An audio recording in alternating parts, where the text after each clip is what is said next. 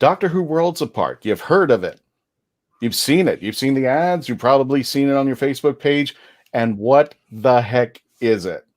Well, we got a friend named Tony who's going to be telling you. Plus, a bunch of my favorite friends will be returning here to talk about it, especially Jake Chapman, who's going to be pretty much hosting most of the show since this is his field. It's a gaming thing. So, without further ado, let's go ahead and get it started. Ladies and gentlemen, Whovians, stand by. My name's Christian Basil, and welcome to the Legend of the Traveling TARDIS.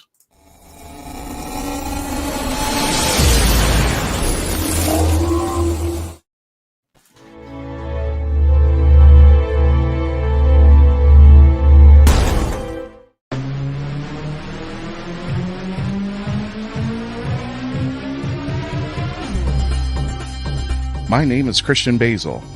Years ago, I had an idea. I got myself a TARDIS. Took it to new places, met a lot of new people, took some great pictures, and talked Doctor Who. From Krypton Radio and the creators of the Hanging With web show, this is the Legend of the Traveling TARDIS. Join me on my latest adventures and become part of the legend.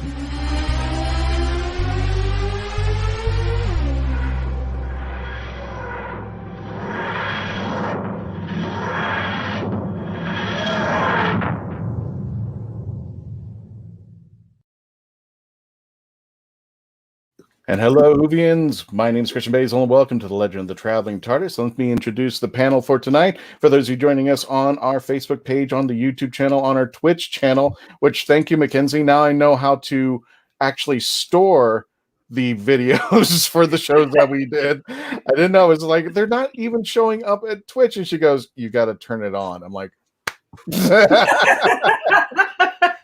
My name is Christian Basil. Welcome to the Legend of the Traveling TARDIS. Let me go ahead and introduce our panels, and we're going to tell you a little bit about. We're going to introduce our friend Tony Pierce in just a moment, who's going to talk to you more about Doctor Who Worlds Apart. What is it?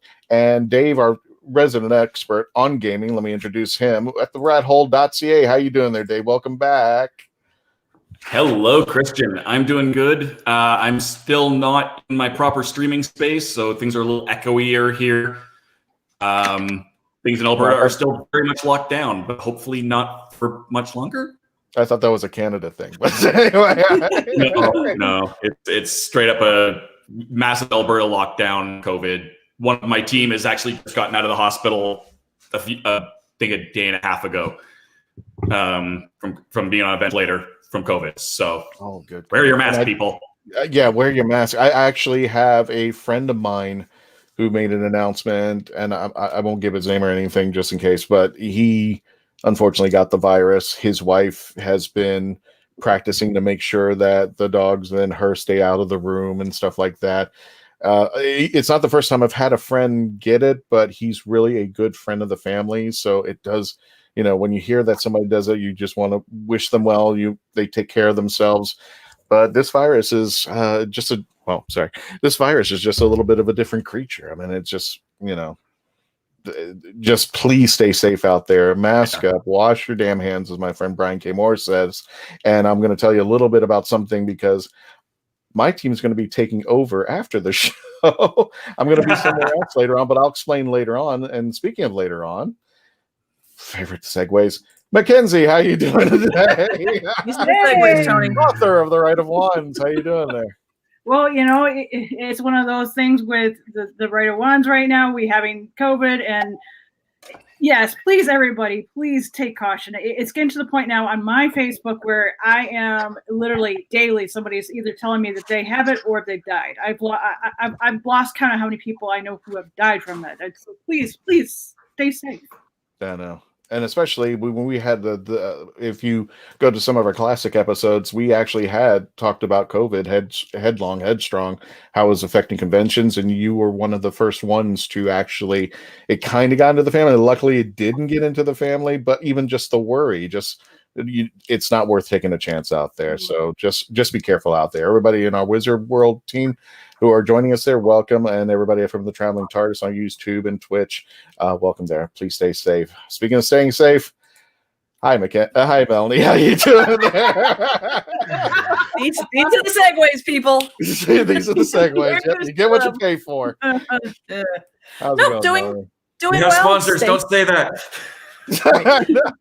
Doing well. Staying safe. I'm making sure I follow my little COVID protocols, and I'm using this as the gift of time that I didn't think about having before. So now that I only go shopping maybe once, twice a week, I have more time to paint. I have more time to do things. I have more time to get stuff done around the house. And even more importantly, I have time to relax and find ways of entertaining myself.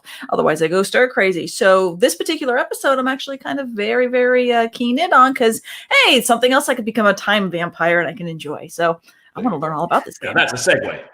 That is a segue. Speaking of that, want to introduce our new good friend here, Tony Pierce. Again, if you've been on the Facebook page, you're a Whovian, you've probably seen the ads, you've probably seen the articles, you've probably seen and just like, okay, what the heck is this? So I pulled Tony in to explain a little bit about Doctor Who Worlds Apart. So Tony, tell us a little bit about yourself. And I got to know, where did that title come from? Welcome to the show, Tony. Hello. I love you guys. Yeah. Love you too, Tony. Listen, I'm from Plague Island right now. I'm in the UK, right? So, we are probably locked in. So I hear your pain on COVID. And yeah, stay safe and be careful out there. It's not good. But thank you for letting me join. It's just coming close to 11 p.m. here, so I'm sorry. With my wine and so so where did the name come from? It actually came from my friend at the BBC. When we went to the BBC, which was well over a year ago, to present the idea of creating a trading card game that used tokenized blockchain NFTs, which I'll come on to in a second. We were sitting there and going through some names, and he went, I think Worlds Apart would be a fantastic name for a trading game. And it was like, no, we got so many better ones here. I don't want the BBC coming up with the name. It's our job. We're the games company. Exactly. Yeah. And it all came back around, and we went, you know what? That's a really cool name, and it happened over a meeting, and so I acknowledge it to the BBC who actually came up with that. That's Okay, awesome. so it's still kind of it's child prodigy, Doctor Who, and they came up with the name Worlds Apart there. Now, Tony, tell us a little bit about yourself. How long have you been a Whovian? What started everything? Who's your doctor? What did they do? Being from the UK, I remember watching Doctor Who when I was probably this high, and I still visually remember being in my mum and dad's living room. I'm pretty sure it was a black and white TV, or I just remember it being, and I just remember the TARDIS flying around and that sound, and the whole family being around the telly. It was one of those things where I grew up to that noise of Doctor Who, to that sound on a Saturday night. It was the program everyone wanted to watch, and it's I'm, believe it or not, I'm 54, right? Well, no. Yeah, exactly. No, you don't look that. No. And it's so great to have a game now, with it. When I remember how massive Doctor Who was for me, as a kid, to now actually be working with the BBC on a Doctor Who game, to me is just amazing. So it's super cool. Gotcha. Now, for those of you just joining us, welcome. Of course, we are part of the live chat on our StreamYard. So if you're over there at Wizard World, if you're over at the Traveling TARDIS on the YouTube channel, on Twitch, you are more than welcome to type in. And if you have any questions for Tony or the Traveling TARDIS team, by all means, hello, everybody who has just joined us. Hello, Graham. Hello, Cindy. Hello, Willow from Pillow Talk, definitely. And Terry McIver says, stay home when you can, wear your mask if you're out at shops. We're not doing too well over here on the island of Ireland either. Stay safe, Tony. Oh, my goodness. Okay. I can't talk because Florida goes, what? What the United States wishes we were an island. They wish that we could just push us off and we would be good to go. Who was the last one? That said hello, Doctor Who. Okay, well, hello there, Doctor Who. Nice there. And if you want to be part of the chat, by all means, just type it on in here. And if we like what we see, we're going to put you on there. Any questions for Tony about Worlds Apart? Now, one of the questions, and I know, Dave, you've got a whole thing going there, but I want to ask this question to start things off over there, because you said trading cards. And in this day and age, probably not a great idea to have trading cards. So how does Worlds Apart work as opposed to just regular trading cards? How does that all work there? Or Dave, did I just steal your thunder? I'm sorry. That was still that's still the starting point. So besides the fact that we have all of the doctors watching the show through YouTube, apparently. Holy cow, yeah, Tony, yeah. So, Tony, please tell us, what is this whole electronic? Wait a minute, before we start, for our friends in the audios, yeah, we actually have people on our YouTube channel, 11th Doctor, 5th Doctor, 2nd Doctor. We actually have the doctors coming on. So, doctors, all of you, wonderful chaps. Thank you for joining us out there. Now, go ahead, Tony. I'm sorry there. Go ahead, Dave. Go ahead and finish up there. Yeah, well, let me give you some background into what makes this so special. So, personally, I've been in the games industry for now 25 years. So I started back in Sega Mega Drive and Nintendo, and then PlayStation 1, and then mobile gaming, and then Facebook gaming, and I've kind of seen different platforms come and go. And when I entered mobile gaming, everyone laughed and said, "You're never going to play games on a phone. It's way too small." And then that took off, and then Facebook and social gaming happened, and everyone said no one's going to play that, and that took off. And I've kind of been at the forefront, looking at new I suppose gaming platforms, and always going, I really believe in this one. And the one that I think is quite incredible is what's happening now, and that is blockchain gaming. And before I see everyone's eyes glaze over and go, "Oh my God, what does that mean?" Let me give you an example. So the way the games industry works right now is most games, especially mobile, are free to play. Right, and when you download that game, they're free. But the way that the games company makes money is the user buys in-app purchases. And if you take Fortnite as an example, people come on, play that game, and spend thousands of dollars on buying items to use in that game. Now, Mackenzie's pointing. literally, but the thing is, you actually, when you buy those items, you don't own anything, right? When you buy a hat for your avatar in Fortnite, or a sword or a gun in another game, you've got a license to use that in that game. You don't actually own it at all, but you've paid for it. So why don't you own it? Why, when I buy a sword, why can't I take that sword out of that game and use it in another game? I bought it, I own it, right? Why can't I take it out the game when I'm finished with it and sell it to my friend? Right? The way games have worked in the past is they don't allow you to do that. They lock you in the game. So here, can you imagine if you spend thousands of dollars on a game, and the games company goes bust, you lose everything. It's unfair, but that's the way the games industry has worked. What blockchain does is it tokenizes those in-game items that you buy, and when you buy them, it logs them on your account and into a wallet which you own, and therefore when you buy it from us, you own that item forever. So what you can either use it in our game, you can withdraw it from the game and sell it on a trading platform to one of your friends, or just sell it when you're finished with it, or you can use it in another game when we give permission for you to use it in another game. So finally you have something that you actually own. And that's what the blockchain does. It's an independent database. It's a decentralized database that logs that item for you, and it's not owned by anyone. It's an independent database. So we are, as a games company, we are creators of games that tokenize in-game items. And one of the ideas was to come up with a game with the BBC, Doctor Who, and a trading card game where each card was tokenized, what we call it, with a smart contract, and logged on the blockchain, which makes that card unique. Right? It's one of a kind. I can never copy the same card again, because it's like you've got a unique painting. It has a serial number on it. It cannot be copied. The blockchain doesn't allow it to be forged.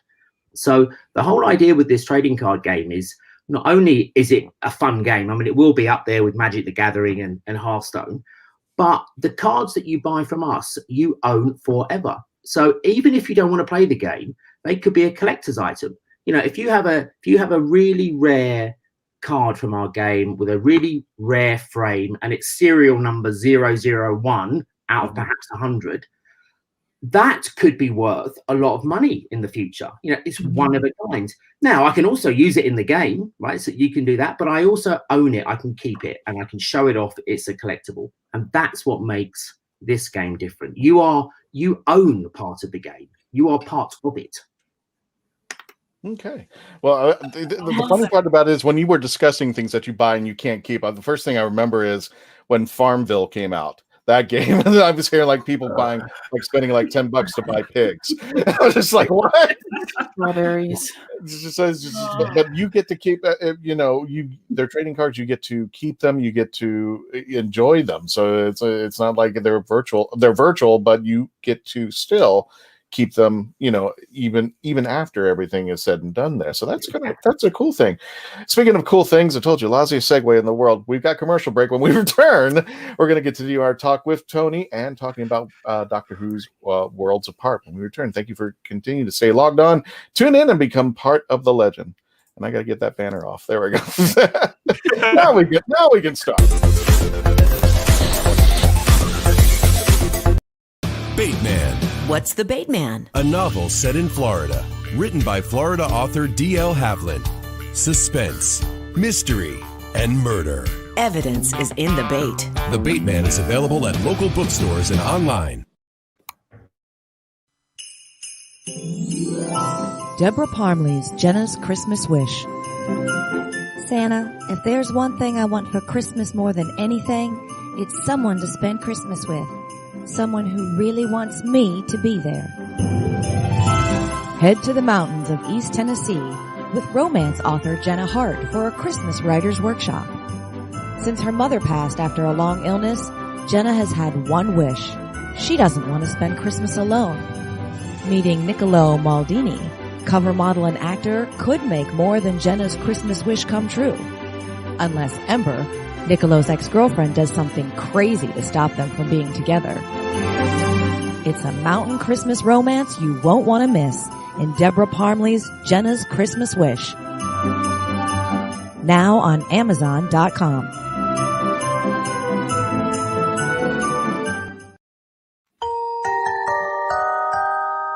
Jackie Sonnenberg's My Soul to Keep is a ghost story rooted in the realities of actual cults.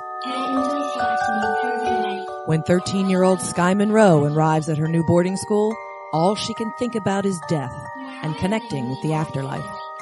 Soon she discovers her school's spirituality group, the Guardians of Light, and they have a secret. They can speak with the dead, and the organization is a cult. But this isn't Sky's only problem. The campus house where Sky resides is haunted, and even the ghosts have an agenda. They intend on getting the souls they want. Filled with mystery and intrigue plucked straight from the headlines, author Jackie Sonnenberg's research and attention to detail give this ghost story an even more eerie atmosphere. Find My Soul to Keep on Amazon.com today.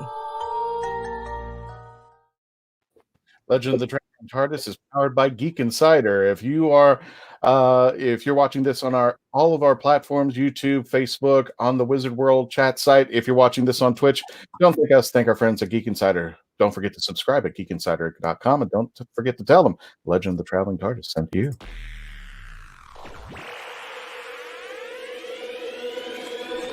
At Geek Insider, we foster relationships with those in the geek sphere so we can give our audience the insider view of entertainment, tech, and more.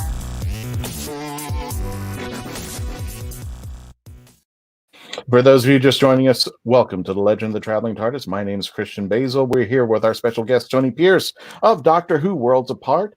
And Tony's got more information about the gaming. But you know what? I'm going to turn it over to Dave because he's our gaming guru, man. So Dave, take it up. Chat with Thank you, Christian. With Tony.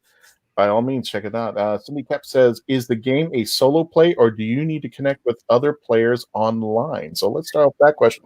Let's start with that, yeah. Then we'll let Dave start talking. You need to connect. It's an online game. All right. Quick answer, easy answer. Easy peasy. Multiplayer game. So just to back up just a little bit with the blockchain technology, this is the same when people are looking at like cryptocurrencies, Bitcoin. That's what we're talking about here as well, right? Same basic technology. Yeah, people, cryptocurrency and blockchain are two very different things. They just happen to work together. Okay, so the blockchain is a decentralized database that stores information and cannot be hacked. It just happens that everyone puts bitcoins and cryptocurrency together with that because that's where cryptocurrency is stored and logged, so it proves that you're the owner. But a bitcoin is a bit of code, right? And it's just a picture of a coin, but behind it is code. We're exactly the same. We're a picture of a card, but behind it is code.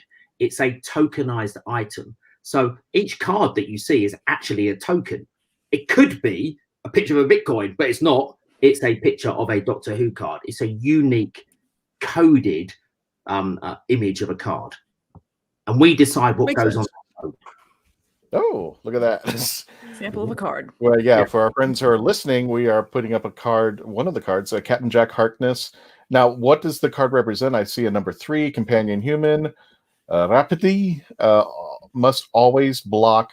When destroyed, this returns to your TARDIS and costs 1 more. So tell us a little bit about this particular. Each card has different health, different abilities, different gameplay. So it's just imagine, going back to any trading card, even back to top trumps, and my Lamborghini is going to outdo your Mini. This is why it's faster. It's got bigger engine, all this kind of stuff. It's exactly the same with this. It comes with its own metadata, its own health, and its own abilities. But each of the images, in fact, the image that you see in that, every image that comes with a card is hand drawn. So we wanted to make the cards really unique and collectibles. So we didn't go to the BBC and go, can we just have a few hundred images of your back catalogue and stick them in a card? Yeah. We actually got artists to draw these pictures and therefore give it its uniqueness. That's awesome. Yeah, every single bit of art had to go through so much approval, because what's quite fascinating, or what's from a games company's point of view, what's difficult and I suppose time consuming is Doctor Who, goes back, what's it now, 60 odd years. Yeah. Many different rights owners that come with different episodes. The talent has its own rights. The Daleks has its own rights. The sound has its own rights. So when you're going back through so many fantastic characters, and you're redrawing them, the approval process, as it should be, by the way, because this is what makes Doctor Who so fantastic, is extremely strict. It has to go through different departments. Now, this is not something where we just draw something and stick it on a card. It goes back through every division of the BBC that particular image goes with. The Daleks would go somewhere different than an actor would, for instance. And right. So it's quite amazing. Anyway, so we actually, in the initial set that's out now, there are 200 hand-drawn pictures that go inside the cards, and there are 15 card frames. And what you're looking at there, that particular frame is a limited edition frame, which if you get this with a low serial number, that frame depicts the rarity. And if you're into trading and perhaps want to show off and even make money on this, if you get something like this that is rare, then through the trading markets could be people will want it.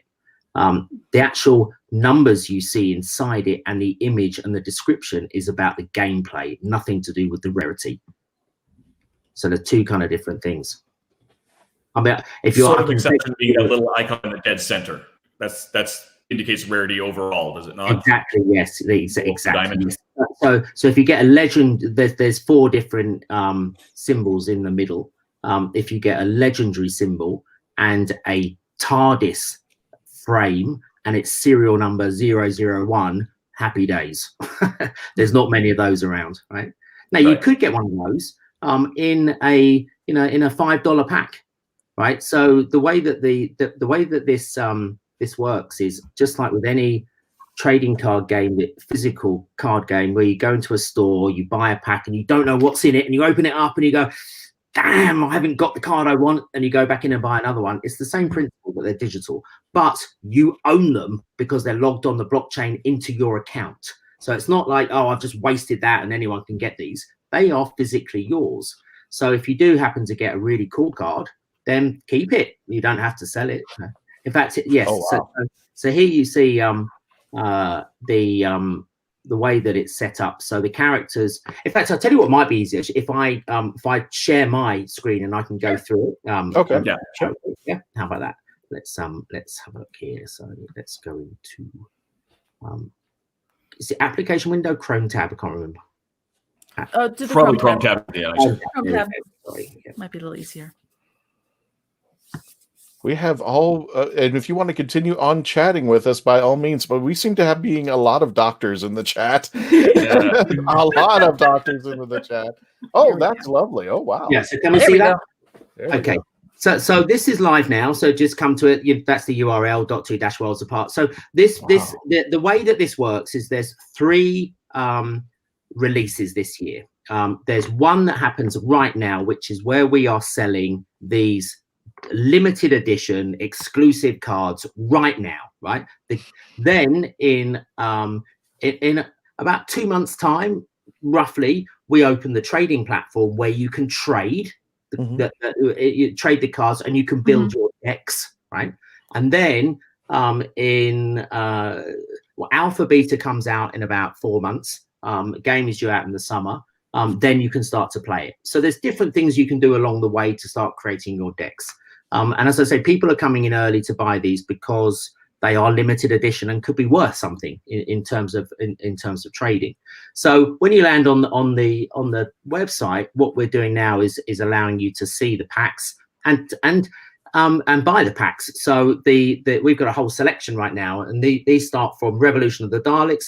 Now I'm actually signed in right now, and I have what's called a founder's token, which have now sold out. The next one's come live in I think it's 3 or 4 months. But the founder's token, if you're lucky enough to have got one, gives you a 20% discount. So you might see different prices to what I see, just to let you know.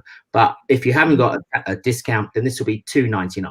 So the cheapest pack you can get is $2.99, and that comes with a selection of cards, which if I show you here, if you click on it, you go down here and it'll tell you what's in that pack. So you will get 5 guaranteed standard frames. You won't. Is it open worldwide or just US? Yeah, it's worldwide. Yeah. Okay. So this kind of entry pack, you're going to get 5 frames. They're standard, but you might be lucky and get some ones that have good low serial number or have decent gameplay stats like good health or metadata. And you'll see what the images are. And this is just from the TV program that came out, certainly in the UK a few weeks ago. Not sure in the States if it came out, but I've seen it out in the States. Okay. Just a lot of Facebook, I think on Twitter, maybe. I think I've seen this out there. And I just want to express something. First of all, we'll put your chats up in a little bit, but all the doctors who joined us, we thoroughly enjoy that you're here. But just keep in mind, we're going to put our favorite chats up. So if you guys are talking to each other, that's fine. You're more than welcome to. Hey, and don't forget to like and subscribe. So anybody who's on the YouTube channel, the Facebook page, you're more than welcome. But we welcome everybody, and that includes. Oh wow, yeah, yes, 13. That's you. That includes the Daleks and the Cybermen. And I think we had a really good question. I think Terry. Oh, here's one. Yeah, okay. When will this be out? Of course, Victor. Thank you for joining us. Yeah. Yeah, Tony, when does it come out? I know in a month or 2, or well, you can buy these packs now. Okay. The trading platform comes out in a couple of months. The game in beta format, so it will be released for early adopters and founder token holders in roughly 4 months. it's being tested. It's there now, but the release schedule takes it to really the summer. I think is the official release date. Gotcha. And you can check it out at Doctor Who's one word - Worlds Apart. Where you can buy these packs. Yes. So as I say, we're selling the tokenized limited edition packs now. So if you wanted to go for, let's say, the exclusive pack, if you click that, you're going to get 7 cards in this pack. It's a bit more expensive, but you are going to get 7 alien frames and 2 guaranteed TARDIS frames. So here, the alien frames are the ones that have the pictures around it, like the Weeping Angel or the TARDIS. Mm-hmm. Now, here's the percentage chance of getting those in the pack. Oh, so, nice. It's 5% chance that you're going to get one of these, and you might be lucky in a cheaper pack where it's a less percentage, but you still could get it. So it's just, as I say, just like going in and buying. It's just like any other pack, any type of pack of cards where, because that's one thing, like when I do trading cards and whatnot, I know that there's certain cards you have a percentage of that chance. So exactly. And I have no idea what's in them. It's an algorithm that gives it that. And there are only a certain amount of these available. And once they're sold out, that's it. They will never be available again. Mm-hmm. This has just come out, the Clones of Meta Force. This is $39.99. And this comes with 50% chance of getting the Zygon frame, which is a pretty cool frame, and 50%. Yeah. You know you're going to get those two. You just don't know what the image is inside. So you basically buy the packs, and then down here we give you some idea of the fact that each framing character is a limited edition series. Only a finite number of frames and characters will ever be created, and that's it. So we have a set amount, and once they're gone, we will never sell them again. The only place you can get them is to trade them off other players, and it's up to the market that decides how much you want to pay for them. If someone wants to sell them for 5 cents, they can. If someone wants, if they're popular and wants to sell them for $1,000, they can. We don't pick the price. That's the market, and that's what makes this game so fascinating, because you can do it with physical cards. You've never been able to do that with digital because you could copy them. The fact that they're tokenized and logged on the blockchain with an individual serial number makes them unhackable. You get a certificate. So when you buy these packs, we email you a certificate of each card with the proof of the serial number and the time that it was bought and what's on it. So it is like buying a limited edition piece of art.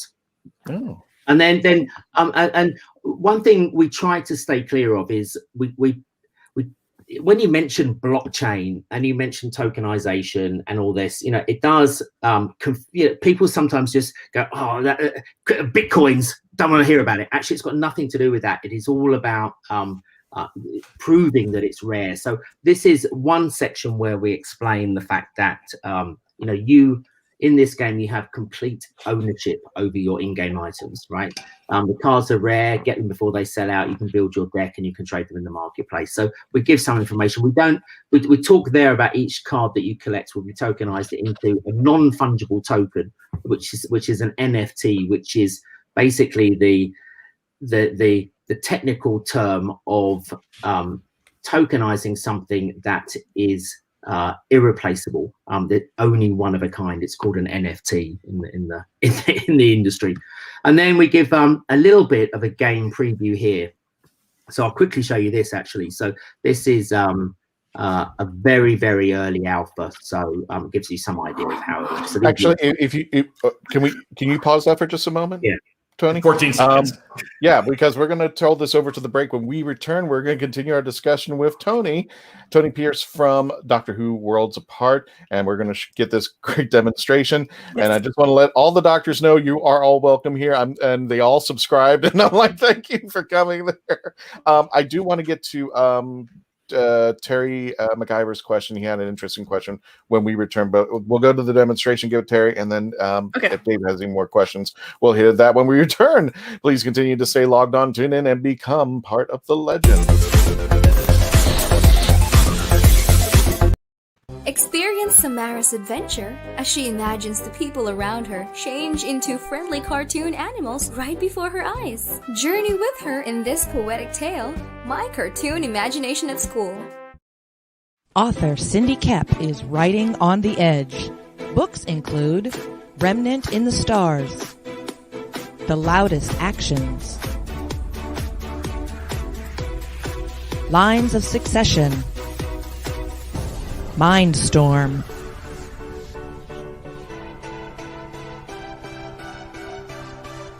Condemned Courier. The Yerushalayim series. And Animal Eye. Find author Cindy Kepp at CKOEPP.com today. Alien invaders enslave Earth. Unleashing hunters into the ruined wastes. One young survivor struggles to elude their monsters, clinging to hope.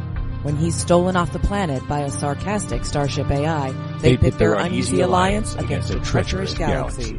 Explore a whole new verse of barbarism and betrayal. Wonder and adventure. In the Scion series by Michael J. Allen. Beginning with Book 1, Scion Conquered Earth. Available in print, ebook, and audio on Amazon.com. This is the Legend of the Traveling TARDIS.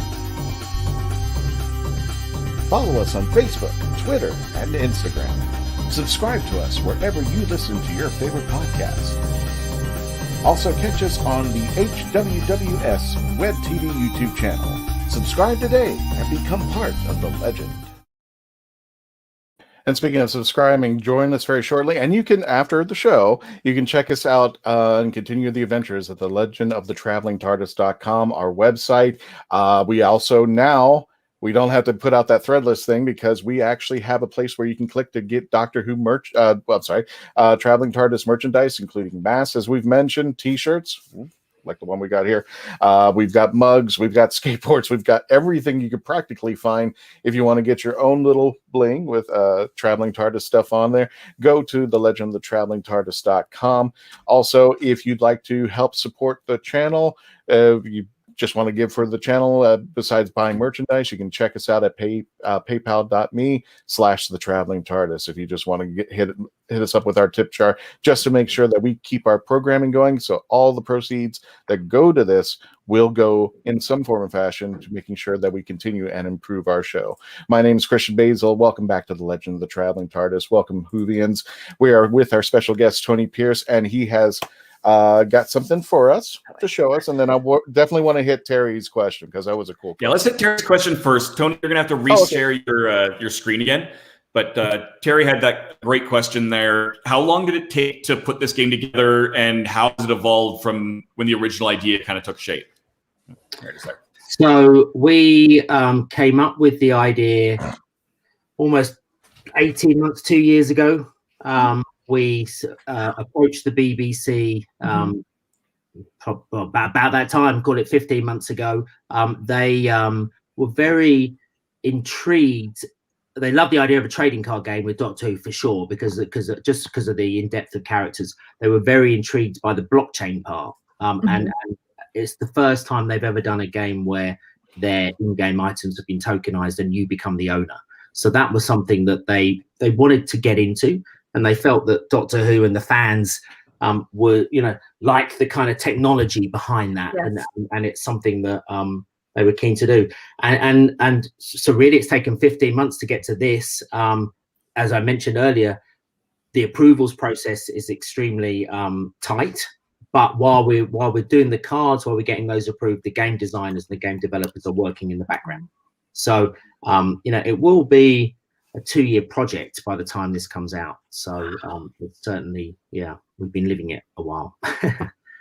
Was this something where you were really you were building this specifically for Doctor Who, or was it something where, like, back in the mind, you're like, if we don't get licensing, what do we do?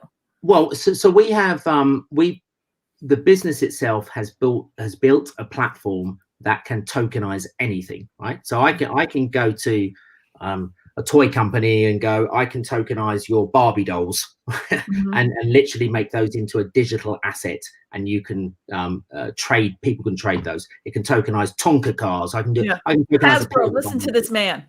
Yeah. But we are specifically a games business, and we were looking at what's the best, I suppose, type of games that people would like to collect things in, trade, and also use them. And trading cards clearly is one of those that ticks all those boxes. And then it was like, okay, what's a really, really cool brand that has a great fan base that would love to see all these old characters digitized and back into use again. And Doctor Who was kind of the first idea.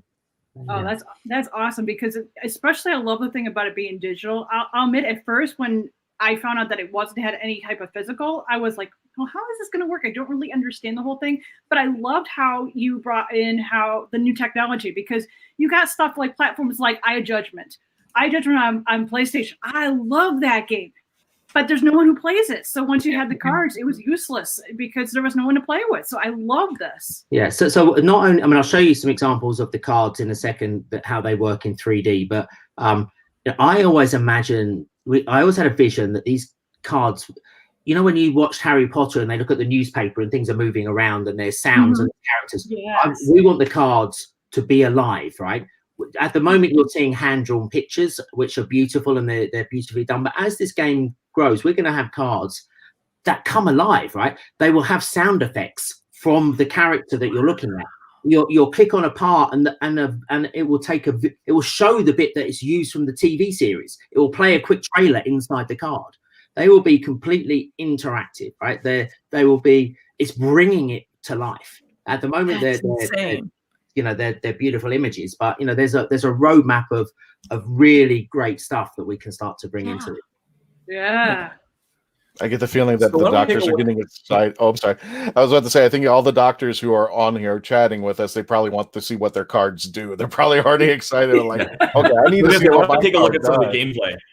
Yes. Yeah, well, let me carry on. Go ahead, Tony. And I'll come on to I'll come on to the screen dropped out of the feed, so we'll have to just reshare that, Tony. How are we doing now? Can you see that? Beautiful. Bring it in. Okay, so here's a very early. So this is an early vision of the Dalek board. Now we've got many different boards that you play this game on. So there's one of the cards. There's the Daleks here. You know, they'll all be kind of it'll be in complete 3D, so you can move the board around. You have a night and a day vision. There'll be sound effects coming out of it. You know, it'll be really an interactive, fun board that you start playing your cards on. So this is how kind of very early on, super alpha, but you'll get an idea how one player is playing the other.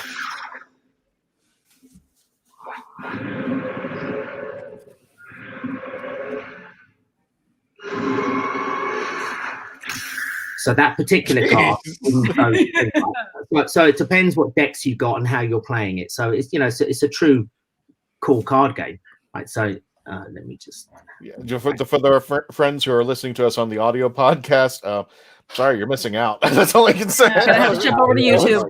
Yeah. How many cards are there in the deck? So when someone's building their deck, and when it gets to that trading portion, how many cards are actually in there for someone like me who wants to build but has no idea how many cards are part of it? Yes. So this is a free-to-play game, and one of the questions that people are going, well, why are we paying for cards? Is this a pay to win? It's not. The cards that we're selling now are limited edition tradable NFT blockchain cards. Mm-hmm. When the game comes out, we give you 40 cards for free. Right, you can play off. You don't have to pay anything. It's a free to play game. It's just that if you want these really cool limited edition cards, you have to get them from the marketplace. Right, so that's how it works. So it is. And how? So let me give you an example of. I've just bought a few packs. So if I go up to my account here, I've got 7 here, which shows that I've got 7 packs that I've purchased, and I've got in this particular demo. I've got a mixture of all of those cards. So that's just it's searching for the packs that I've just bought, and it'll load those in 1 second. I know. Well, it's loading.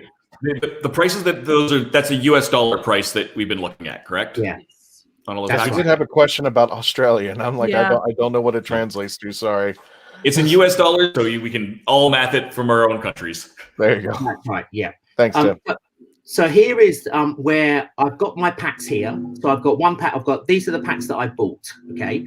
Now I need to drag the packs into the vortex to open them. I have no idea what cards are in these packs. It's randomly selected. So I get my mouse and I drag it over and I put it into the vortex and it opens. And there's the cards that come with it. So I'm looking at the frames. And then I can go, this is really cool. I can go over the frame and then I turn it around and I see what's in it. Ooh. So that's a really cool card with that particular frame.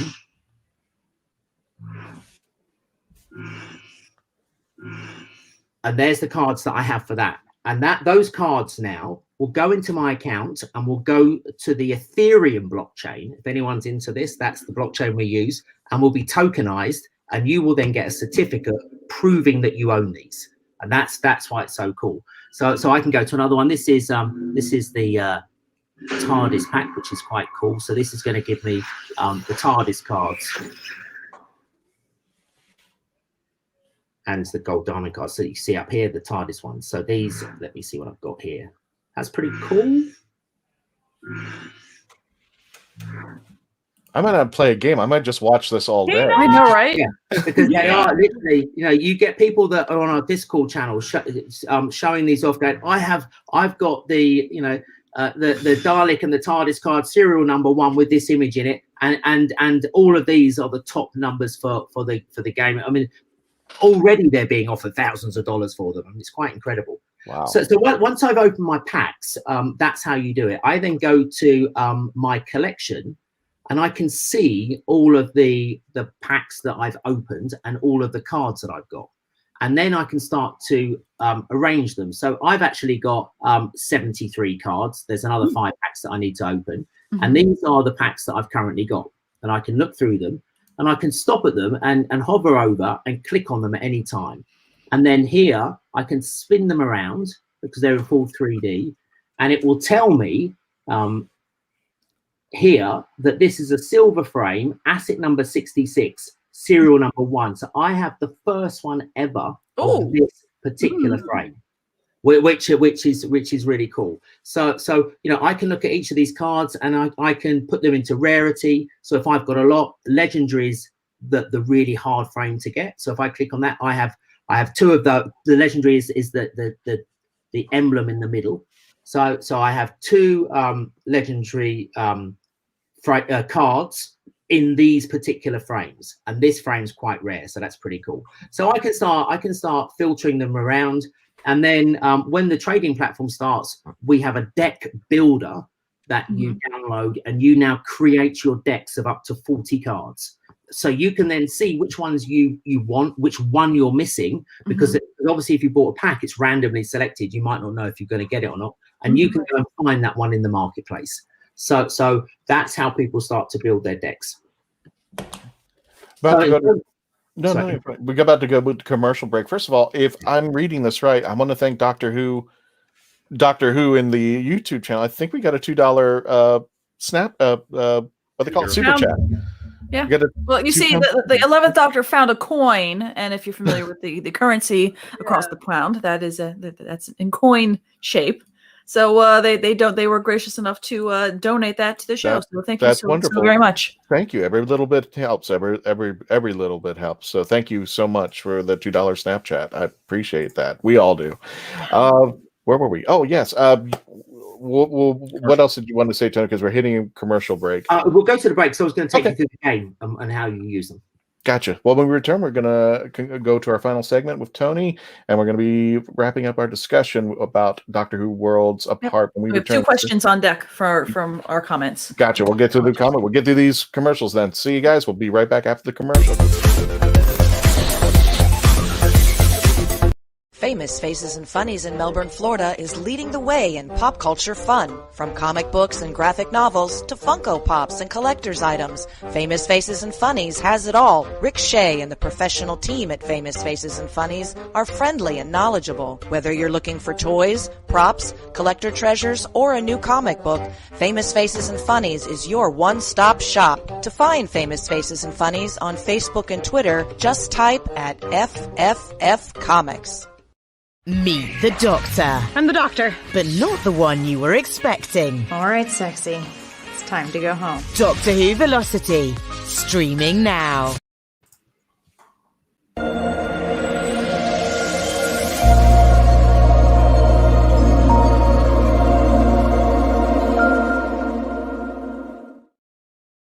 If anything you must understand, it is this. If I do not find a cure, my life is forfeit. Mirta McKinnon, rise. It is your time to participate in the Rite of Wands, in which your soul shall face the ultimate analysis. Do you accede? Yes. This can't be the way things end. Heed my advice, young warlock. The future you saw is only a possibility.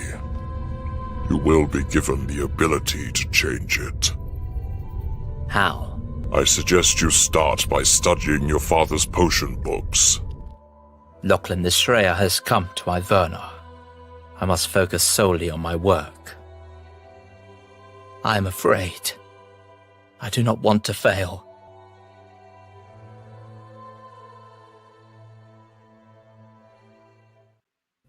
And The Right or Wrongs by me, Mackenzie Ford, can be purchased at Amazon.com. That was it. I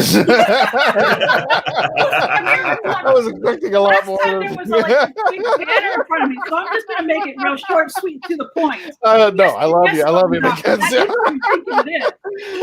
The commercial, just a little bit involved me, but well, that's it. Okay.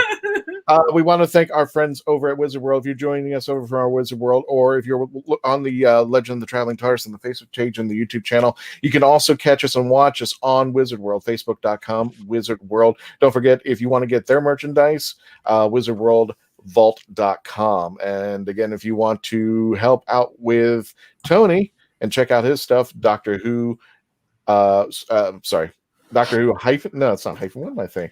Doctor Who, that thingy in the middle, worldsapart.com there. And if you want to, again, we want to thank Doctor Who for giving us a $2 pound. But if you want to help us out also, you can check out our paypal.me/the Traveling TARDIS there. Christian Basil, welcome back. We're wrapping up our discussion with Tony. And Tony, go ahead, and you there was something you wanted to bring up. Yeah, let me just wrap up the demo, because I think this is where it's quite interesting. Let me just get back onto this. So this is more information about the actual game. So you see how now you get the cards, they're randomly selected. You can either get a super card, or you go back and you start to build your decks and filter. When it comes to the game, these are the character types, that the different subsections and information about what that character type will do in the game. So right from creature, companion, upgrade, moments, planets, phenomenons, objects, and flash. And it gives you a little synopsis about all the different, what an object would do and all the different cards within that. But here's what's interesting. Here's the card anatomy. So when you get it, this is obviously the picture. These are all hand drawn.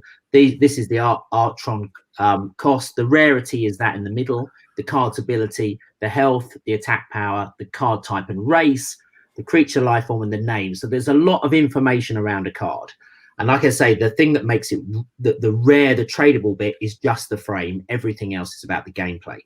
But what's this? Oh, actually, this is the board. We've got night mode coming up. We've got a day mode. They're full 3D. You can spin them around. The Daleks will be moving. They're really, really fun boards. You can read about more the different features, the player versus player battles, the gameplay, and build a deck, which just go to the website. It's on there. But these are the different card levels. So these are the standard cards. And this is where it gets kind of cool with the blockchain, is we can track every time a card's been played and how many matches it's been played, how many wins, the win rate, and the estimated value of that card in the trading platform.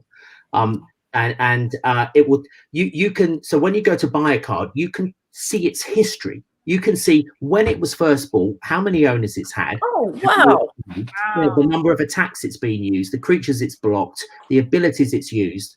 And this is because it's in a smart contract and everything is logged every time you play it. So that's what's fascinating about blockchain games, because it will follow that particular item for life across the history, which you can look into, which is fantastic. That's great, because you never get to see those types of analytics compared to a card. It's always word of mouth when you're thinking, you want to have this one because it's a strong one for the game. You never you just hear that. Here you actually have, data driven going, no, this is the card you want. Yeah, exactly that. And the data gives you its value. I suppose, if you might get a really lucky, super cool winning card that you just want. So yeah, so that's another great thing about the game.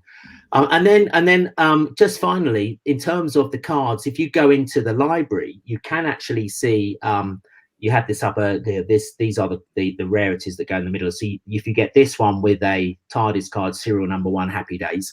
The core frames are here. The alien frames, we go through the different types of alien frames we've got, and then you can filter by the different modes, but you can just go down, and here are all the 200 characters and 200 cards all listed out for you, so you can see what there is in terms of all the images. So they are all there for you to look at. I like the fact that Ramana and Riversong are together. That was a very good combination. Yeah. And you had mentioned with the frames, there's different levels of frame. Yeah. Each individual card can level up. Is that right? From what I was reading? Yes, that's right. Yes. And you get more XP as well, the more you win. You can't change the frame. The frame is the frame. The stats inside you can change. Wow. And that's something you can't do with a physical card game. Obviously, you've got a card, it's what it is forever. But with this, it can grow, and as you're tracking all of that. Yeah. It's taking the combination of physical, because you actually own it, but moving it into digital and making it come alive. You know what this card's done, and it grows with you. Yeah. Are those serial numbers, are those assigned randomly, like within the pack behind the scenes, or is it sequential as you open your pack? Last person got number 1, you've got number 2. It's sequential, but the randomness of that card, we don't know when it's going to appear. Right. Okay. And actually, it's quite funny because quite often people think, oh, they want serial number 1. But what we're seeing with the community of this game is they want a particular number to do with a particular program. It's got nothing to do with whether it's serial 1. Like they want 1963 because that was the year that Doctor Who came out. They want that serial number. So actually, it's kind of it's a different way what the fans are thinking about it, not as in let's get the low number, let's get something that's really cool that people will recognize. Well, I would think they would want a particular doctor or a particular companion or a particular monster. So it's not necessarily that the value is of being in an early state. It could be a value of something that they truly want for themselves, that they can geek out about there. Melanie, can you bring up Dr. Jedi 5? Because it's a continuation question there. I think it's third from the bottom. Or can I pull that for you? Okay. Yeah, Dr. Jedi 5, she he says, sorry if I'm late to the party. Will there be decks for sale? We mentioned that it's going to be in a couple of months there. Or will I have to buy enough packs to build my own deck to start playing? So the only way you can get the cards now is to buy the packs. In 2 months' time, the trading platform opens and you can buy individual cards from other players. And that just builds your deck. You can't. We're not allowing you to buy a whole deck at the moment. You buy a card to start building a deck. Gotcha. When the game's live, you'll be able to get some of those decks worth of those cards out of the box without gameplay. Yeah. Well, we are unfortunately, we are at the end of the audio version of our show, folks. Thank you for joining us here. We are going to be having the after party. Tony, do you want to stick around? Do you mind sticking around for just a little bit longer? Just in case we have more questions and such. I want to welcome all the doctors, every single one of them, and everybody, including everybody who's joined us there. Welcome. Thank you so much out there. If you, again, if you want to, we are down. Well, no, I'm sorry. We are up. Gosh, yes. Thank you, James Enstall, who does It's All Geek to Me Radio. Check him out there, and he's one of our co-hosts. But yes, the audio version of the recording is going to come to an end right now. And if you want to stick around, if you have any further questions for Tony or myself or everybody here at the Traveling TARDIS, thank you again for joining us. Again, thelegendofthetravelingtardis.com. We will put our tip jar very shortly over there. If you want to buy the merchandise, check it out. I'll have the pictures up here next time. Thank you all for joining us. And again, as everybody around the world, please stay safe, stay vigilant, stay smart, wash your damn hands, as my good friend Brian K. Moore says. Speaking of which, if you want to join me after at 8 o'clock Eastern Standard Time, 1 hour after from now, I will be on the Rising Tide Publications with Brian K. Morris, and you can join me there. Rising Tide Publications. You can go to his personal site, and he will be interviewing me, and we're going to be talking about the Legend of the Traveling TARDIS. So from all of us here, what's that? Catchy title pending. Yes, clever title pending. I call it cleaver title pending. So again, thank you all for joining us. Have a great day. Stay afterwards for the after party and continue to become part of the legend.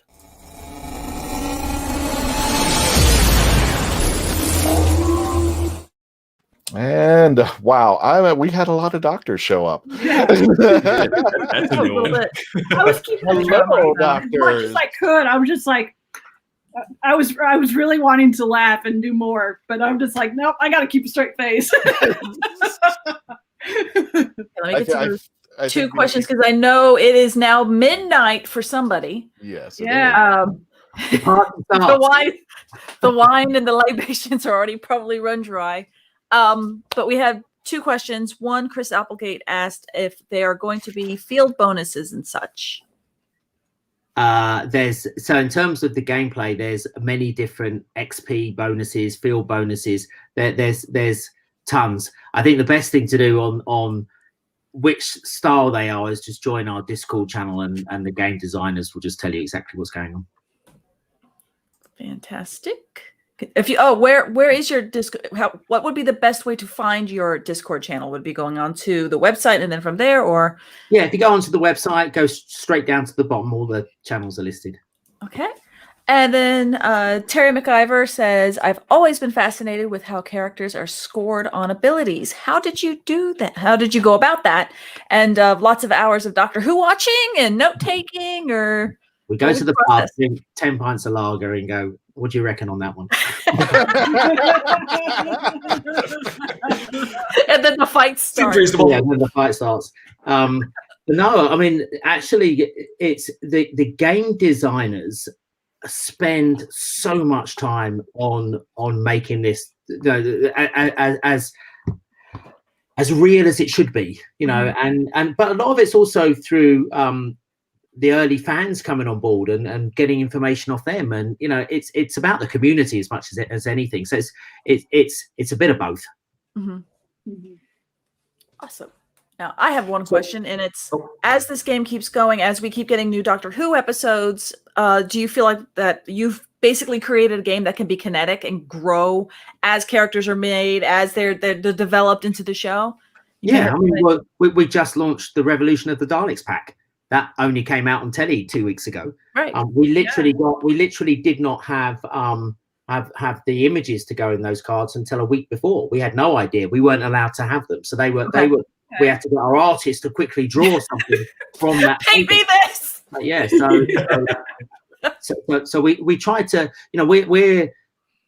we are, even though we're a partner of the BBC, we are kept in the secret on half of this stuff right until the last time. I mean, the NDAs and stuff, we literally do not know until we're given the information. We try to work with them on with longer roadmaps as we can, and they are helping us with making the game more fun, and what else can we do with the packs, and how can we make the boards better. But in terms of getting images for the next series, we won't know those until nearer the time, if not when the series is out, right? Now I have a question. I wish I asked this during the show. Is there anybody from Doctor Who Prime, meaning that has anybody seen it from Doctor Who, as far as any of the actors, any of the Nick Briggs, or any of those people have seen your game as of yet, or know about it? And what they all know about it. Yeah, everyone knows about it because they would have been contacted to get their image in the cards. Oh, okay, gotcha. Now, whether that's through their talent or through their managers or through the BBC, but they would have all been contacted, yeah. But has anybody mentioned or said anything, or they are aware? But they are aware, yeah. Not that I know of. Okay, that's fine. But they are definitely aware. Who's your doctor? Who's your doctor, Terry? Who's your doctor? All of them. I think that's a proper answer with everybody. It's in the chat right now. Usually the first doctor. It's who's your doctor. Or as some people, it's either the doctor who brought you into the series, or as like I'm one of those people where it's like I've now delineated so that way I could pick two and say, okay, who's your classic doctor and who's your new Who doctor. That way you can have best of both worlds. Although there will be a fight right now in the YouTube chat. Absolutely. It's already started. See, and here it is. Say me. 11 said everybody thinks 11 is my new doctor, and they're like because of Right of Wand, so they always think that I'm like, actually no. Well, as I mentioned before, I go all the way back to, I remember John Pertwee and Tom Baker to me was one I remember as a kid with the scarf. So if I'm going back to who I really remember as a doctor, it would be the older ones. But David Tennant and and the later ones I love as well. So God, it's too difficult, really. I have a question, or at least I'm going to get it wrong. I apologize. Quibbo, please explain the time element in the game. It seems you will time travel in the game with the ability to use your opponent cards. I guess that's a question. There we go. Thank you. I know what he's talking about, but yeah, I'm going to pass that on to the game designers to answer that question on Discord. Okay. I don't want to give away something that I shouldn't. That's the only gotcha. Yeah, spoilers. In general,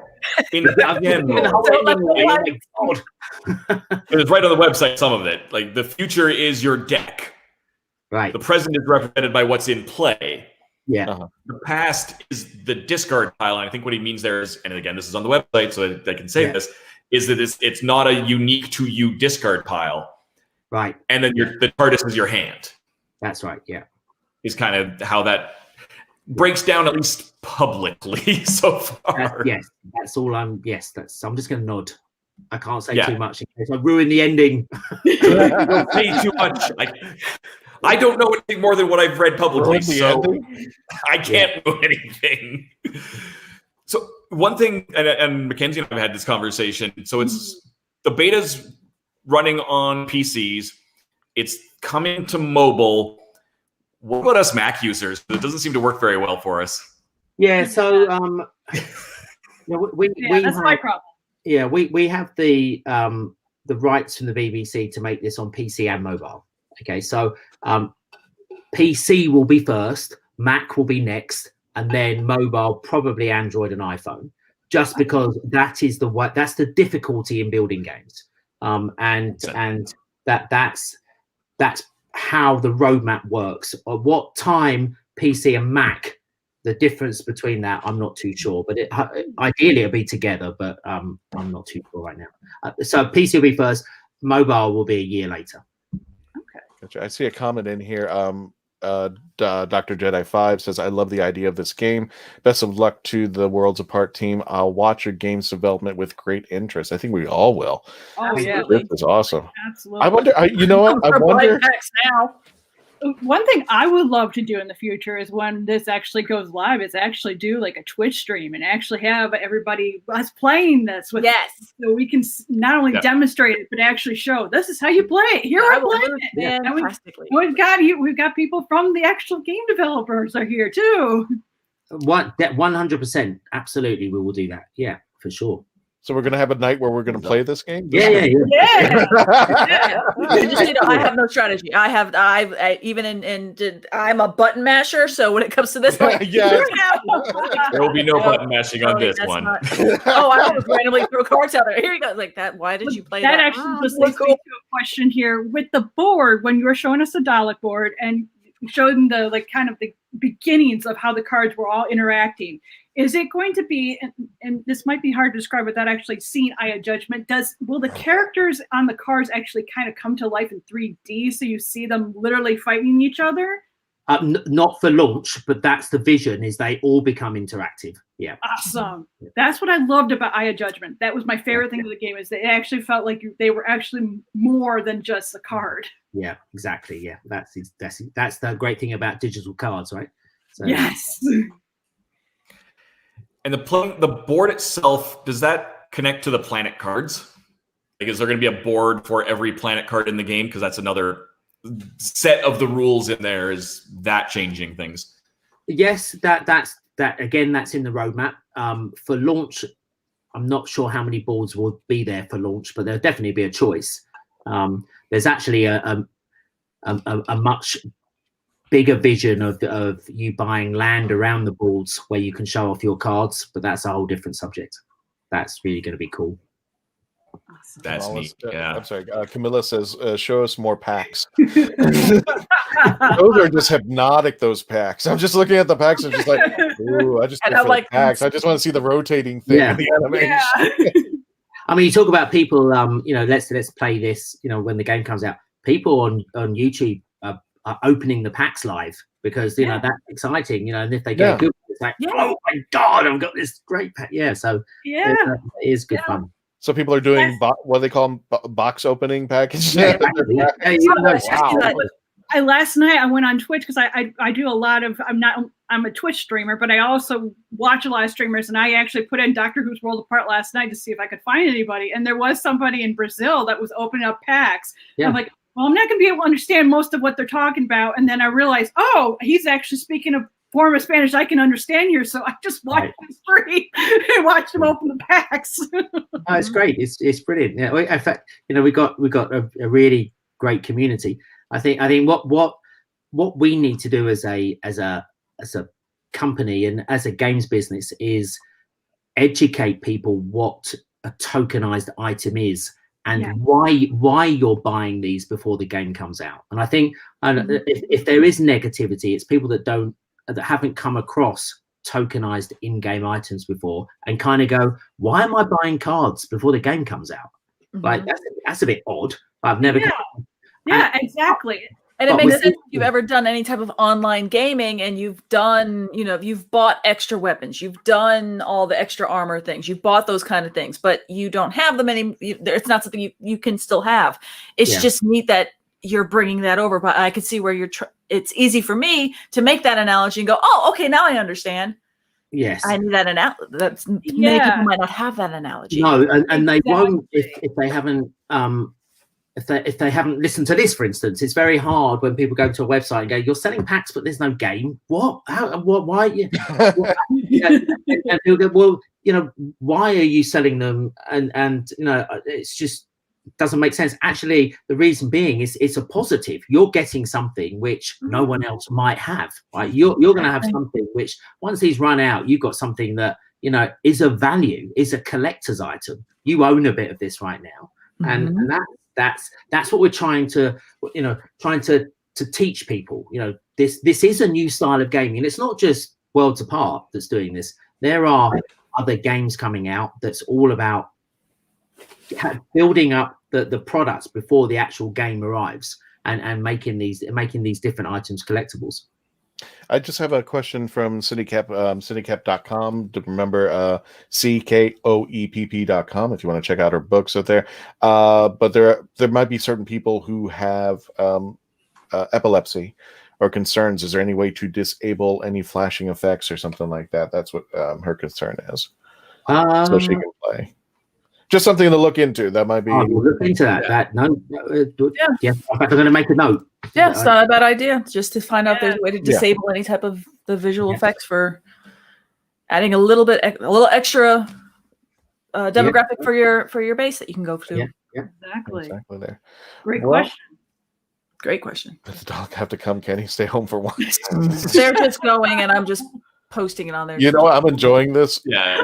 Exactly. You got the second show in the Well, we'll stop talking. We'll just keep posting their stuff out over there. Melanie, I'm just going to post this because I'm going to go ahead and skedaddle. But sorry. Hang on. You go ahead. Sorry. Right, that was me. I something. If you would care to, wow, I can't even spell the word join. Good job, Christian. Facebook.com, Rising Tide Publications at 8 o'clock, which is just about, if you're online right now, about 45 minutes away. I will be with Brian K. Morris. He's going to be talking to me about the Legend of the Traveling TARDIS. So, doctors, if you want to follow me over there to the Legend of the Traveling, I'm sure that's going to drive Brian crazy, and we should do that. That's right there. If you know anything about Brian, the way he handles the chats, Melanie Tony's very skillful. Yes. Brian goes like, well, we're about 30 minutes behind on the chats. And I'm like, oh. So if you've ever seen Brian's show, if you want to give him a challenge, that would be an interesting challenge out there. We're not laughing at you guys. We love you guys. Yeah, we love you. I'm with you. Gotcha there. So I'm going to go ahead and bail, folks. So again, stay on, stay safe. Tony, if you would like to go to sleep, you can I'm log off as well. Yeah. I'm going to love you and leave you. I've got a game to make in the morning. Yes. You got it. Yes. Yes. Make content so that we can purchase it. And I do want to say I just want to say thank you, Tony, as well. Kristen had let me mention this in the after party. You were generous enough up here. We've got a fundraiser that's normally a physical raffle for Canadian Blood Services. And you were generous enough to donate some packs to that raffle that's happening at the end of the month. So thank you very much for that. Anyone who wants to have a chance to win some of these cards, including some of those super expensive TARDIS cards, just search up Board Game, one word, Bash of Blood 2021 on Facebook. That's got the event, and they're slowly building. It's going to be an online raffle at the end of the month. All the details are just sort of coming through as they promote other games that are coming through.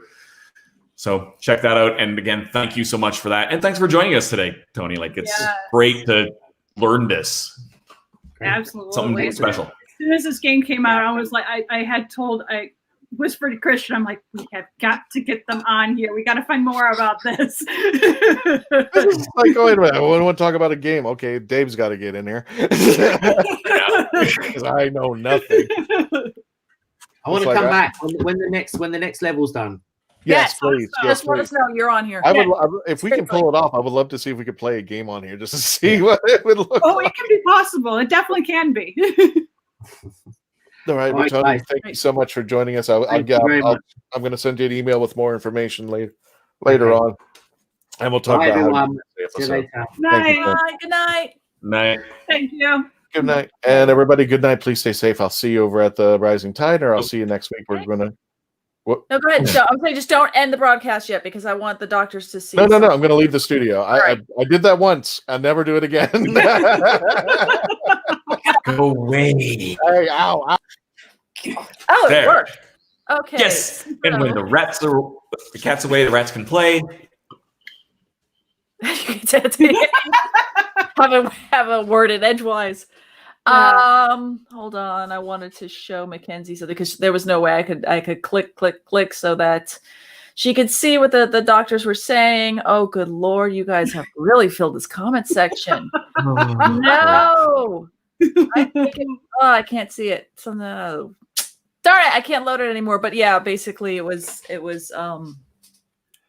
I saw the 11 going, what? I was trying to show that, like, wait, is that? No, wait, what? Yeah, so. There we go. There we go. I was like, yeah. Okay, and yes. That's a question I get asked a lot. They're like, well, does Matt know about it? Well, yeah. Yeah, so yes, if you had seen, because the comments, it's not letting me pull the old comments anymore because there's so many of them. Darn. All the problems I could possibly have. But yes, they were playing off the fact that you had that Mirta sounds uncannily like Matt Smith, or the 11th Doctor over there in our chat room. And it was just, wait, what is that? No. And I was trying to kind of pop it up to kind of let Mackenzie see it. So when you go back to the show, Mackenzie, you can at least kind of see it in real time of that kind of fun. And also, I was trying to get a lot of the chat that was happening in the YouTube channel, and I know a lot of people are watching us on from Wizard World feed and from the Pleasure of the Traveling TARDIS on the Facebook feed. So I promise everyone, I was trying my best to at least to make sure everybody could get in on the comedy that was happening in the YouTube chat room. Since I get asked the question a lot. No, that actually wasn't Matt that does the voice, but it's actually a person from Big Finish Productions. His name is Chris Walker Thompson. He does the audiobooks for the Right of Wands, and I did purposely hire him because I wanted somebody who could do Matt Smith's voice. because of the authenticity of that. With Right of Wands, we're actually trying, or I should say, I am currently trying to make it a screenplay, and it is with the producer currently. I don't know where things stand but Matt is my lead, so that is my intention. I don't know if it actually will come to fruition, but you never know. Yay! So yes, thank you very much for not us just having, you saying thank you for having us. No, thank you for being on, because that was just a little delightful little extra bit as we were watching the card game as we're going along. So that was very entertaining. Very, very entertaining. Oh yeah, and I don't know if 13 is still here. If 13 is still here, I got 13 also. 13's still there. Oh yes. I'm sorry, guys. I'm just kind of now. This is literally after party. I'm just kind of I do want to say I love Carl's comment 507, but I'm buying that painting of 13 when we can travel again. So don't get used to seeing it there. That was one thing I didn't want to put these up because it's just if I started putting these up, my little happy heart was singing, but I didn't want to put it up and look so self-serving. Hey, you have the right to self-promote. You were doing self-promotion for me. You have the right to. Business person, but you mean those paintings behind you, Melanie, are by you, and they are theoretically for sale? What? No. Yeah. Or the fact that I can't see it, but that part's signed by David. What? I did paintings of you. Like that's where I have the Binge Watcher Guide. That's one of the things that I do. It's Binge Watcher Guide series. So this is the first of the series. I'm working on the second right now in this series. I will have a book for each doctor. Right now I'm starting with Jodie because, well, Jodie's my book doctor. Yeah. So I'm working on series 12 right now, and then giving my preview of series 13. Mm-hmm. I can say I have several very exciting lineup for that book. So I've got right now I've got 2 people from the Titans comics that are joined in. I'm working on one of the screenwriters from Doctor Who to join in possibly as well. And I've got also the person that runs Doctor Who Lockdown will be in the book as well. So there's lots of things coming up. Heck yes. Because you have so much stuff that you're working on for your next binge watchers. Oh my God. There's so much stuff that we've been chatting about. So on top of it, I'd be like, look who I got. Because I'm just like, hey, I can't talk about it and stuff. I'm like, hey, look who I got. Okay, I'm going to be self-serving now. Okay, so... So 7, you were done, but you were done as Radagast the Brown. Yeah, and I think I need to get There's another one of Tenet that I had to do because this all my stuff is on the other side of the wall. That's a problem because this is you can't really see anything behind me. I basically grabbed some box tops. This is the biggest one you can see on my wall behind me. There's actually 2 of Tenet. The next thing I get to review. Okay, stop saying that. Ooh, what are you doing? Oh, cool. That's better. New set of rules and stuff. I'd mentioned this when we had our other game on conversation before Christmas. This is the set that I was talking about. This is the expansion for the really big darn game. Oh, so I'm really looking forward to digging into this. Put it back up to the screen so people can see. Yes. Now that you're nice and panned down. There we go. Oh, I gotta take that off. Yeah, Jodie's in the way. I know, I'm trying to remove that comment, but I don't know where it is. There we go. But she does look good on the wall, though, too. There we go. Just saying. So yeah, this is Time of the Daleks board game, Gale Force 9. And so these have miniatures of these different companions that'll do different things. I haven't had a chance to play it yet because, as I said, these showed up in the middle of you can't have anybody anywhere locked down here in Alberta. But that was, and this is the main game. Oh, sorry, bad producer. The main box, and if you go back in the feed wherever you're watching this and find the episode called Game On from the end mid-November. No, was it November that I did this? Was it already in November? Oh, November or December, before Christmas. I think it was. But wait, yeah. And we talked. This was one of the games that we featured on that. Melanie and you guys were there. Mm-hmm. You were both there. It was we were both. Yeah, so it's a fun game. I'm really looking forward to digging into these. Yeah. It's rough right now. It's so rough right now because I mean, you guys can paint and you can write, and I can write, but I can't write the things. Well, exactly. That's the problem. Is for artists. When you say you're bleeding on a plate, literally right now, that's how it is. Everything I make is generated for cons. So I'm more commissioning. So like Mackenzie. I mean, a lot of our stuff is more.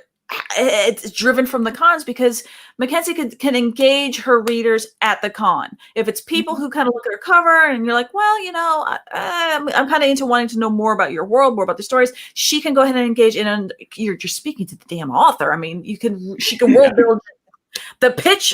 Oh my God, amazing.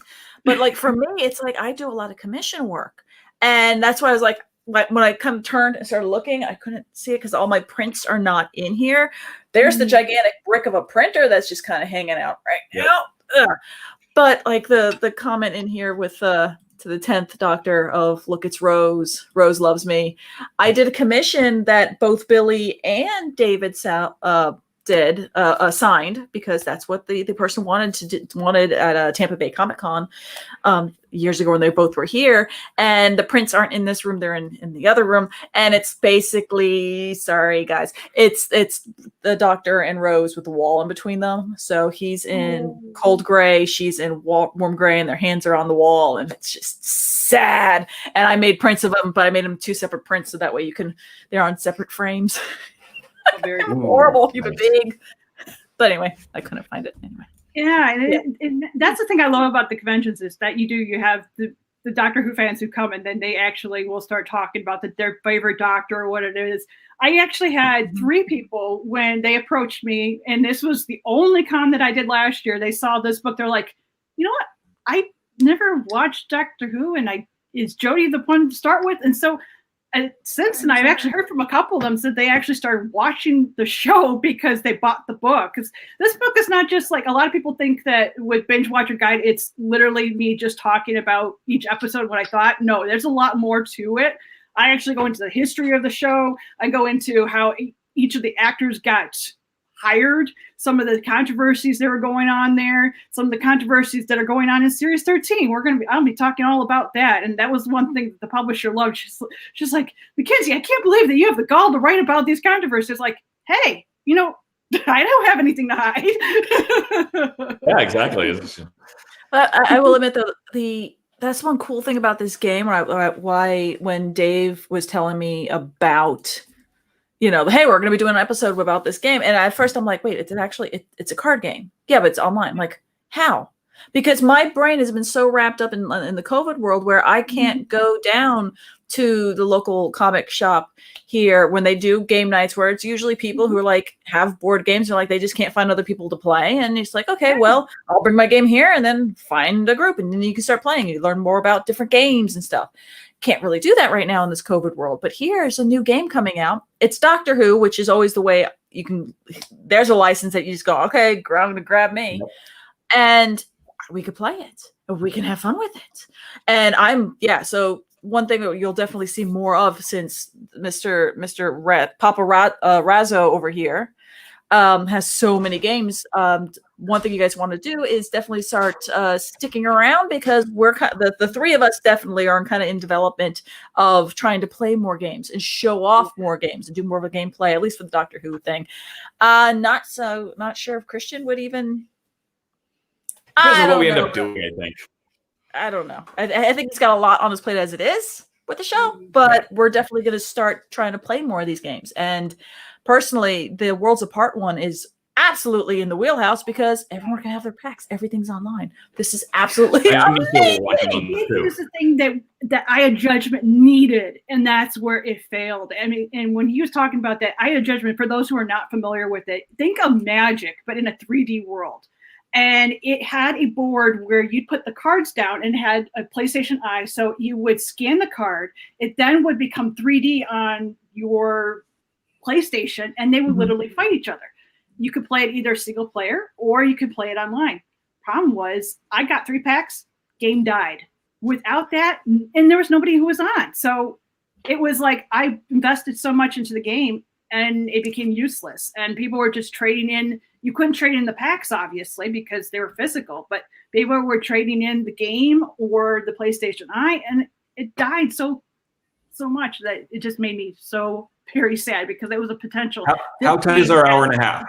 We're about right now. I was tight just is about to wrap it up. Unfortunately, we're going to have to stop our little after show party because we are now at time. So I want to just thank Tony. What was his? Oh my God. What was his last name? My brain's Tony. Let me find my emails because it's late and I'm. Oh God, help me. Okay, well, I would like to thank Tony for coming on here from Doctor Who Worlds Apart because that was an absolutely Tony Pierce. Tony Pierce, thank you. My God, because I'm so used to saying Tony. Did you email Tony? Have you seen the message from Tony? Did you bring up the link from Tony? So that was absolutely incredible that he was able to come on and show you guys the new game that's going to be coming out. Remember, about 2 months, maybe we'll bring him back and we can start seeing a little bit more, especially the spoilery stuff you couldn't really discuss before. Mackenzie Floor, Right of One's author. Please make sure you check her out at Mackenzie Floor, MackenzieFloor.com, and all of her other kind of socials. I'm going to pop this out and you can probably see everybody's. You can't see everything. Anyway, Dave Chapman from therathole.ca, because he's Canadian. There, you can find him there, and you can also go from there and find out his link tree and all that kind of fun stuff. He'll put the chats in below. And my name is Melanie Dane. You could check me out at Pieces of Melee, the fighting style, because again, button masher. Piecesofmelee.com, anywhere you can buy prints, buy all that kind of fun stuff, and my Etsy shop. Hee hee. All right. Thank you, everybody. Have a wonderful night. And thank you, doctors. You guys were amazing. So, and thank you everyone who was the doctor as well. Yes, and thank you everybody else who wasn't doctors. Yeah, we love you all too. Let's see, where is that thing that Christian usually clicks on? I guess this works. Peace.